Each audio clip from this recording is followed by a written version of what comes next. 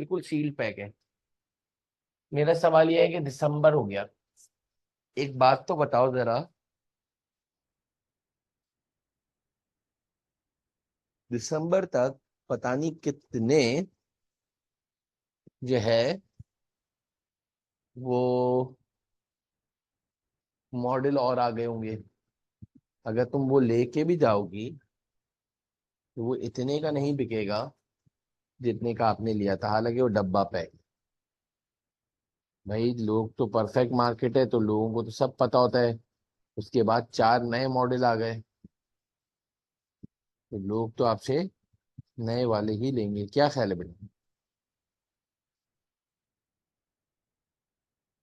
Is it clear बेटा?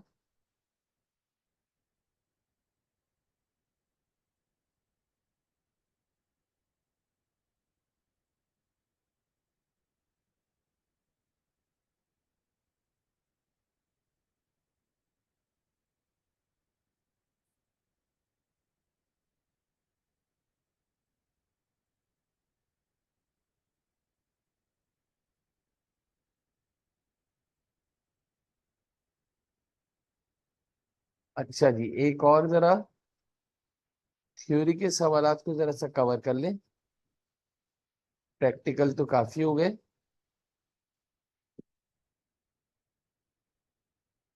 How often the useful life on asset is review. याद रखना, useful life जो है रिव्यू जो होती है वो her end of the reporting period में होती है। At the end of the reporting period पे होती है।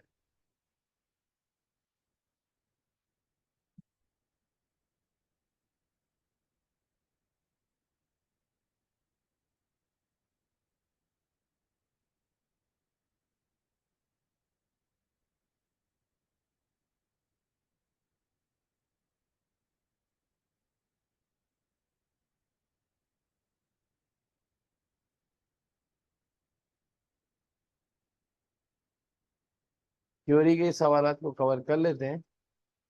अभी भी इस डेप्रिसिएशन के चैप्टर के अंदर एक बड़ी ही इंपॉर्टेंट, जरा मुझे बताओगे, मैंने डेप्रिसिएशन के चैप्टर के अंदर वो वाले सवालात करवाए थे जिसके अंदर वाजिद भूल गए, रिव्यू जो है लाइफ है ना, चलते चलते ऐसा लगता है कि है ना इतने साल नहीं चलेगी तो लाइफ चेंज कर दी। उसको जो हमने सवाल भी करा था, एक रिव्यू ऑफ सैल्वेज वैल्यू, उसको रिव्यू कहते हैं। अच्छा मुझे एक बात बताओ, हमने वो वाला सवाल करा था एक इमन जिसके अंदर है ना कॉस्ट ऑफ एसेट हमें निकालनी थी रिवर्स करके।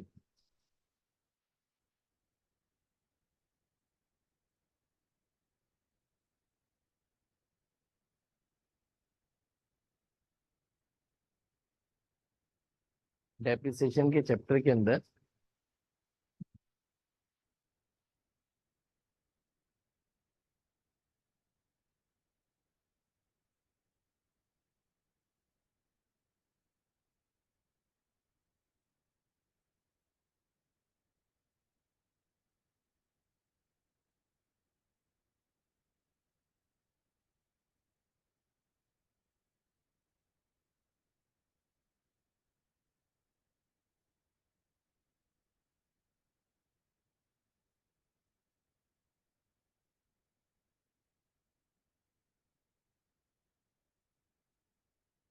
which of the following cannot be classified as tangible non-current asset? Not be classified,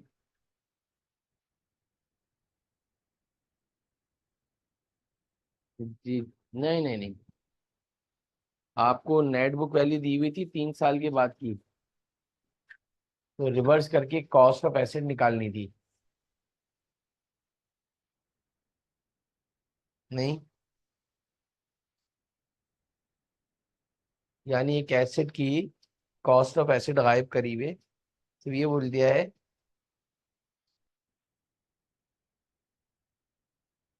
नहीं, ऐसा कोई सवाल मैंने खुद लिखवाया हो और करवाया हो, मैं उसकी बात कर रहा हूँ।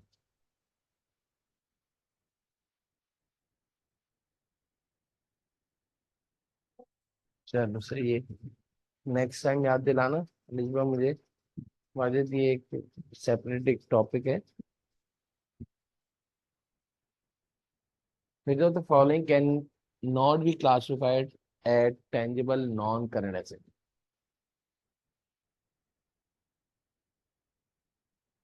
टेंजिबल नॉन करंट एसेट नहीं है। रीसेल पर्पज वाली जो भी चीज है वो आपके पास इन्वेंट्री होती है।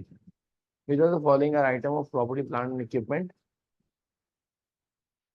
रीसेल वाली पर्पज वाली चीज याद रख लेना।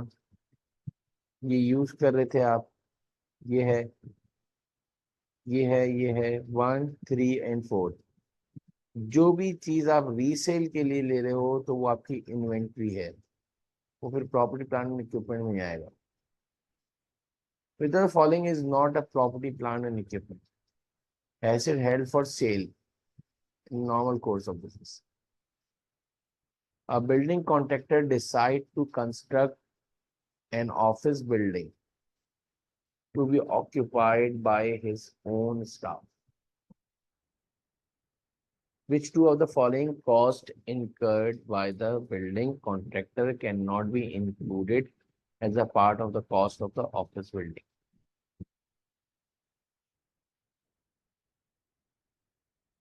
Construct कर रहे हैं office building to occupy his own staff.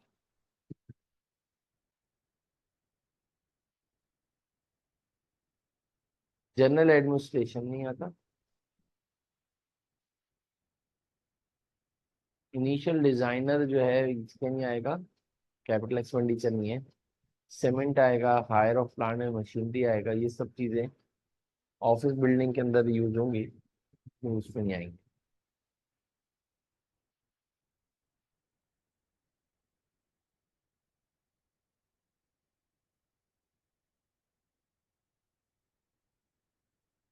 Which two of the following items should be capitalized within the initial carrying amount of an atom of plant? Cost of transporting the plant to the factory, cost of installing a new power supply required to operate the plant.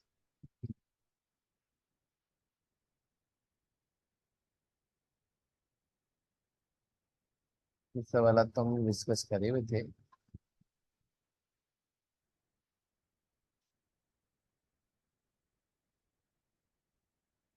A machine price is 1 lakh, 10 lakh, with carried through a truck. The truck fare was rupees 20,000. The engine charged 45,000 installation. सबको add कर दोगे। मैंने कहा था आपसे शायद कि अगर कॉस्ट सही नहीं होगी तो डेप्रिसिएशन भी सही नहीं होगी। Without following is not a component of cost of asset. Refundable sales tax नहीं होता, परचेज प्राइस होता है, इंपोर्ट ड्यूटी होता है, इंस्टॉलेशन असेंबली कॉस्ट। इस पर हमने बात करी थी, याद है सबको? सारे स्टूडेंट्स को याद है? Which of these costs is capitalized as cost of an asset? Professional fees जो है वो कैपिटल होगी। जनरल ओवरहेड रेवेन्यू एक्सपेंडिचर है। इनिशियल ऑपरेटिंग लॉस ये आपके पास जो है रेवेन्यू एक्सपेंडिचर है। एडमिनिस्ट्रेशन एक्सपेंसेस जो है वो रेवेन्यू एक्सपेंडिचर है। Which of the following is not capitalized as a direct attributable to cost of machinery? Carriage inward for fuel for the machinery। भाई जिस मशीनरी जिस गाड़ी में आया है उसका जो है वो पेट्रोल या डीजल है ना, वो ही डलवाएगा जो जिसको गाड़ी वाले को हमने पैसे दिए, भाई हम क्यों देंगे?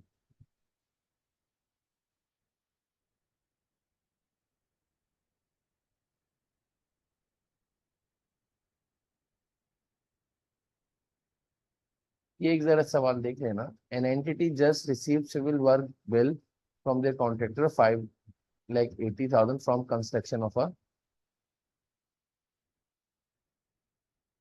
जी जी, ये जरा सा चलो नमाज पढ़ लेते हैं, इसको कंप्लीट कर लेंगे। नमाज पढ़ लेते हैं, ठीक है।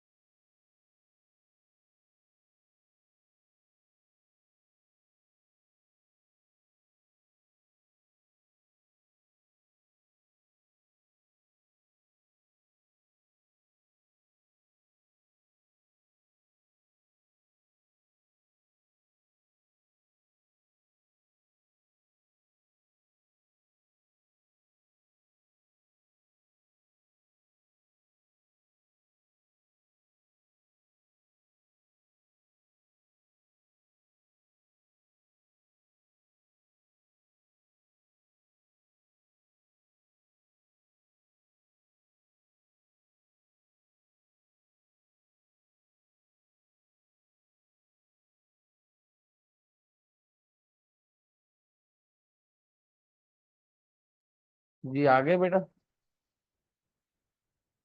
अब जरा देखें, ये बताना था कि an entity just receive civil work bill from the contractor 580,000 for construction of a new ground room, guard room and repair sewage system. Repairing जो है वो revenue expenditure. It is estimated that 15% of the total bill related to repair work. What amount should be capitalized or charged as an expense? 580 का 85% लोगे, 4,93,000 जो है capital expenditure में जाएगा।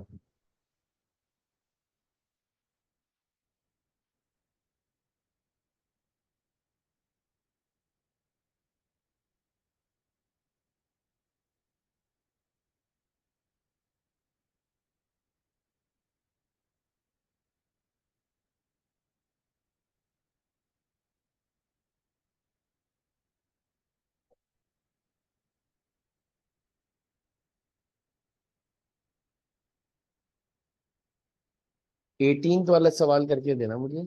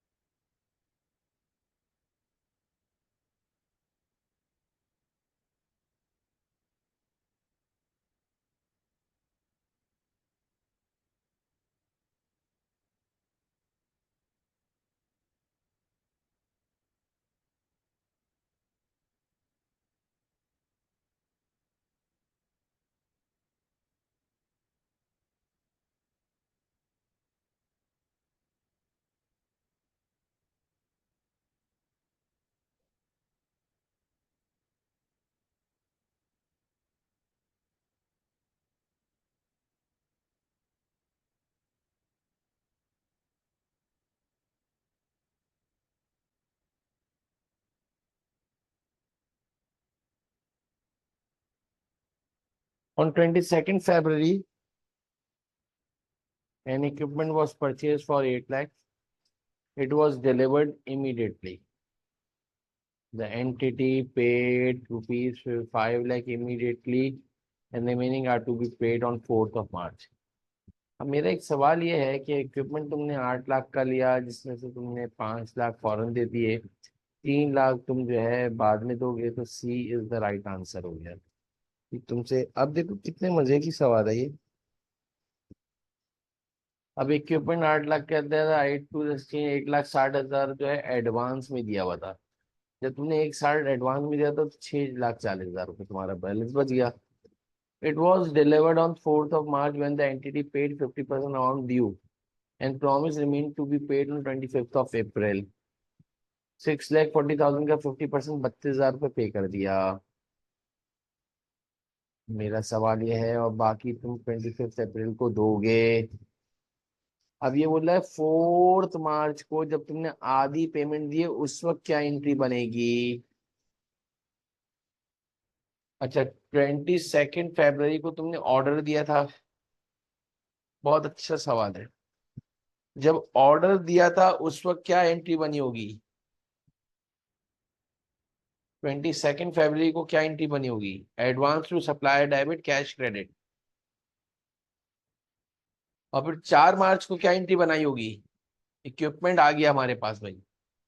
Equipment debit, advance to supplier credit हो गया, cash गया 3,20,000 और अकाउंट पेबल 3,20,000। बहुत अच्छी एंट्री है। समझ में आया नहीं आया। और अगर बोले 25th अप्रैल को क्या एंट्री बनेगी, तो अकाउंट पेबल डेबिट और बैंक क्रेडिट हो जाएगा। ये जरा नोट कर लेना। 22nd की एंट्री, 4th मार्च की एंट्री और 25th of April की एंट्री।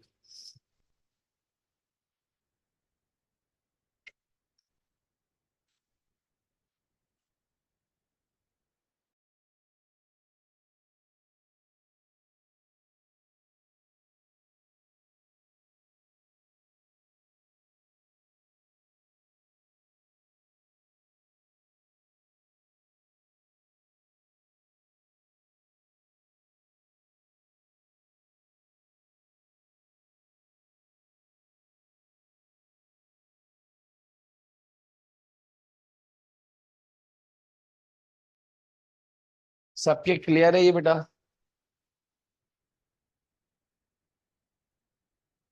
22 को आपने advance to supplier debit cash credit कर दिया। 4 को आपने इक्विपमेंट डेबिट हो गया, एडवांस टू सप्लायर को खत्म करा, कैश क्रेडिट कर दिया और पेबल को क्रेडिट कर दिया। तो ये इस तरह से the purpose of depreciation allocate the cost less residual value on systematic basis or the asset useful life. Depreciable amount cost of asset minus residual value को बोलते हैं। स्क्रैप वैल्यू, सैल्वेज वैल्यू सब एक है बेटा। आज के लिए इतना ही काफी है, फिर इंशाल्लाह नेक्स्ट क्लास में हम जो है इसके अंदर से कोई एमसीक्यू हो तो फिर मुझसे पूछ लेना, और जो है कोई चीज पूछनी तो बता देना, ठीक है। इसके अंदर तुम याद दिला देना सर कि आपने जो है वो कहा था कि वो नेट बुक वैल्यू से cost of asset find out करना है, वो सवाल करना है, इसके लिए पूरी एक क्लास चाहिए, ठीक है।